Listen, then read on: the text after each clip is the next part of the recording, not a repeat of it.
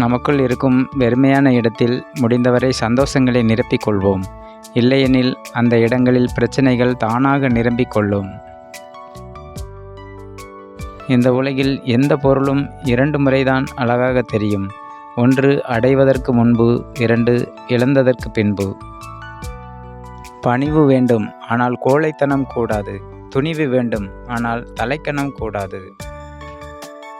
அதிகமாக கவனித்து கேட்டு குறைவாக நீங்கள் பேசத் தொடங்கும்போது பிறரின் பேசாத வார்த்தைகளை கூட நீங்கள் உணர்ந்து கொள்ள முடிகிறது.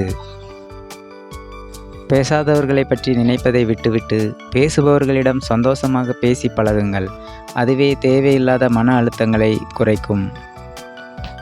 சில பிரச்சனைகள் வரும்போது நம் மனது அதிகமாக யோசிப்பதை விட அமைதியாக இருந்தாலே பிரச்சனைகளை சமாளிக்கும் மனநிலை வரும்.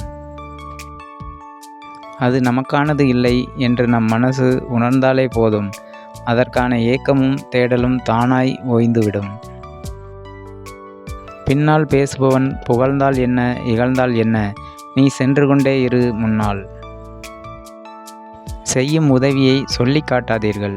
சொல்லி காட்டும் வழக்கம் இருந்தால் உதவியே செய்யாதீர்கள். அடக்கமில்லாத ஒரு மனிதரின் மனம்தான் அவருக்கு பல வழிகளில் தீமைகளை செய்கிறது. புத்திசாலியாக இருந்தாலும் சில இடங்களில் முட்டாளாய் நடி. வாழ்க்கை நிறைய கற்றுக் கொடுக்கும். கண்ணுக்கு தெரிந்த மனிதனையே உனக்கு மதிக்க தெரியவில்லை என்றால் கண்ணுக்கு தெரியாத அந்த கடவுளை மதித்தும் பயனில்லை. விதியோ சதியோ உன் வாய்ப்பை தட்டி பறிக்கலாம். ஆனால் உனது திறமையை யாராலும் தட்டி பறிக்க முடியாது. எவ்வளவு மெதுவாக செல்கிறோம் என்பது ஒரு விஷயமே அல்ல. எவ்வளவு தூரம் நிற்காமல் செல்கிறோம் என்பதே முக்கியம். நன்றி, வணக்கம்.